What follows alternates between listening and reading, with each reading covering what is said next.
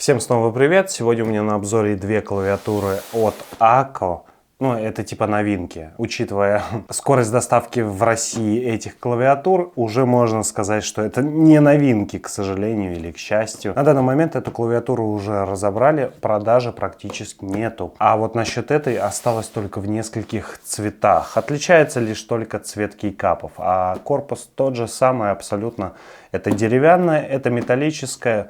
В принципе, сравнивать мы их сегодня не будем, потому что, нету никакого смысла. Это абсолютно разные клавы. В общем, в этом ролике что будет? Там парочку характеристик, внешний вид, распаковка, что идет в комплектации, потому что вот данная клавиатура не совсем понятна на том же Алиэкспрессе, что идет внутри. И многие мне задавали вопросы, как так получается. Вот сегодня в этом и разберемся. Здесь же все намного проще. Здесь просто выбираете из 3 или 2 видов кепок и все. Но кепки здесь в стоке прям очень шикарные. Ну, я там далее вам продемонстрирую это все. Эти две клавиатуры на одинаковых свитчах. Это V3 Pro Piano. Это одни из самых бюджетных, так сказать, переключателей от ACO. Но я бы не сказал, что они прям плохие, но в любом случае они нуждаются в модификации. Проставки, там, свитч-фильмы, смазки и прочее. В любом случае надо делать, чтобы добиться прям идеального звучания. Давайте начнем с самого сложного, прям отбомбим. Это Monsgeek, и попрошу на минуточку внимания. Это M1V V3 SP V3 Pro Piano. То есть это очень важно, какая именно комплектация, то, что вы получите. Потом не пишите в комментариях, почему там за 8000 одна там, а по факту другая. Нет, это прям самый топовый, жирный, прям жир, поэтому здесь есть все. Но это все-таки модификация, это миф и модификация. То есть, а это M1, это комплектация. То есть я надеюсь, здесь все понятно. А вот что в комплектации здесь входит, уже сейчас посмотрим. Тут практически она весит около 3 килограммов, а это весит менее 1 килограмма, где-то 950 грамм, 900 грамм. Но я еще взвешу, вам покажу. Это вот такая обычная поролонка, которую можно, в принципе, потом использовать как шумку. Ну, пылезащита. Кстати, неплохого качества, не сказать, что прям тонкая-тонкая, прям нормальная. А специальная клейкая лента можно использовать для 2 задач. Это либо кинуть вниз шумки, либо приклеить на заднюю сторону платы. Ну, я думаю, кто шарит, тот поймет, о чем я говорю. Примерно как тканевый скотч. Интересное решение. И вообще красавцы, конечно. Но это опять же, это вот именно в этой модификации идет. Сама клавиатура просто какая-то тяжеленная. Инструкция идет, и самое главное, коробка все пустая практически. Вот. И далее вот эта небольшая коробочка, за что мы доплачиваем свои рубли. Идет кейкапс пуллер.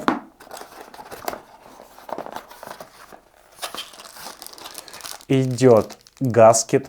И да, давайте сейчас немножечко я вам продемонстрирую, что базовая версия этой клавиатуры не идет с гаскетом. Но с помощью вот этих резиновых штук мы можем сделать спокойный гаскет. Сама клавиатура просто цельнометаллическая, просто нереально тяжелая, на шестигранниках.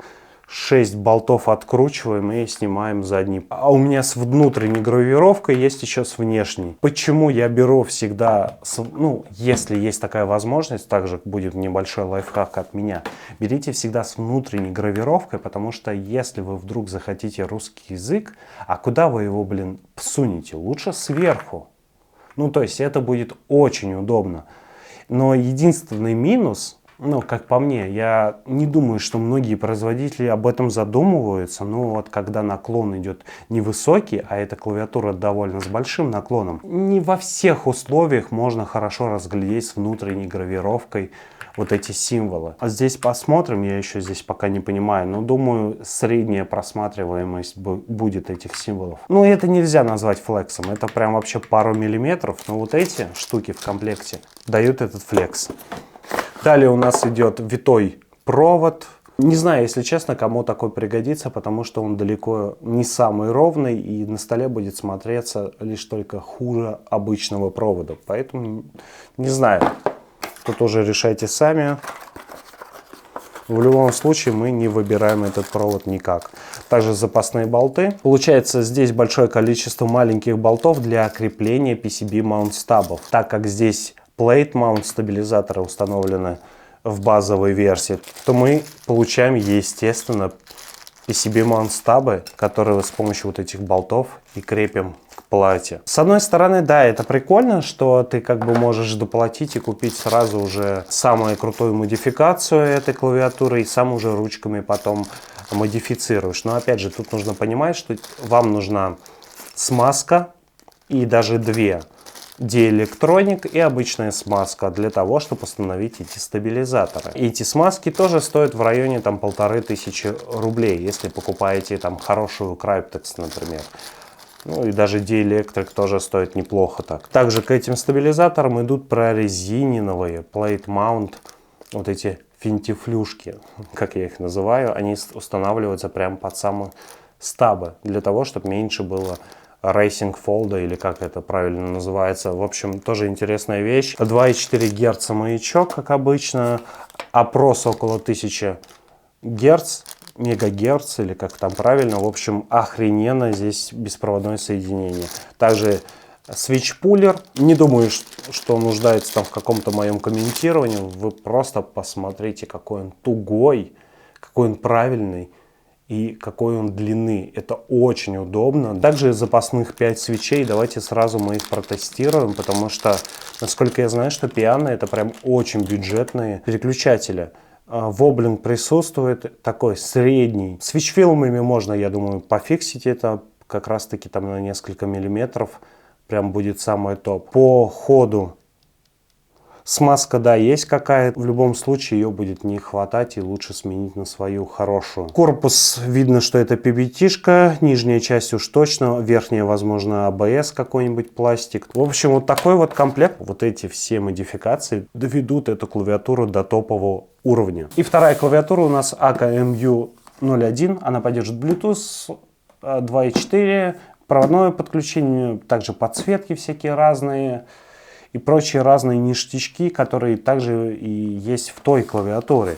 Но здесь единственное преимущество от всего, несмотря на помятую коробку, это тоже пиано V3 Pro. На самом деле разница очень сильно зависит еще не от самих свечей, а от базы.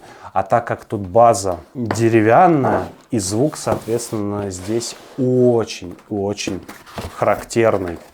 Даже, можно сказать, вообще не характерный, ни на что не похожий. Также пылезащитой чуть-чуть тоньше, чуть-чуть менее качественная, но похрен. В общем, сама клавиатура, блин, выглядит очень круто. Вы не представляете, как вживую, то, как она ощущается. Единственное, да, то есть вот эти всякие царапины, то, что заденете вы, это будет хорошенько так отражаться на самом корпусе. То есть дерево, оно, к сожалению, еще реагирует на холод, на жару. Ну, сами понимаете, за ним нужно ухаживать. И вижу здесь Flex Plate. Прям вообще, в общем, не знаю, услышите вы, не услышите.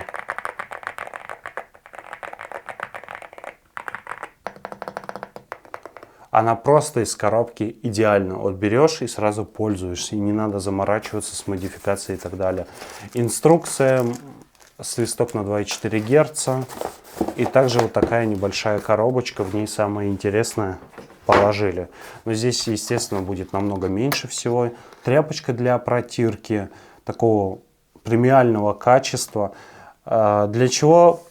Сейчас покажу. Здесь должна быть смазка. Так. Свитч-пулер, тоже такого же качества, как и в той модели. Кикап-пулер и также 5 свечей того же самого V3 пиано. Type-C провод. Вот такие мне провода уже более-менее нравятся, особенно у AK. Они прям максимально интересного качества, то есть они такие прям податливые, хорошо гнущиеся. Ну, единственное, они тяжелые. Ну, все. И смазка. Смазка для дерева специально. Судя по количеству, я не знаю, сколько здесь грамм, ну, думаю, где-то грамм 200, возможно, грамм 150. Ничем не пахнет. Вот этой штуки вам должно хватить даже при очень частом использовании ее. Я думаю, на несколько лет вам точно хватит. И круто, что они положили ее вообще. То есть вы после того, как покупаете эту клавиатуру, начнете ухаживать, и вы поймете, какая конкретно вам смазка нужна для этого дерева. Опять же, это базовое звучание. И все, кто хоть раз модифицировал свои клавиатуры, не даст соврать, что это можно все в разы улучшить посредством там обычных манипуляций. То есть вот даже тот же самый воблин, кикапа чуть-чуть шатается и уже немножко не то. В общем, как-то так. Надеюсь, ролик вам понравился. Как и обещал, я вам в конце покажу уже тайпинг этих двух клавиатур. Всем пока!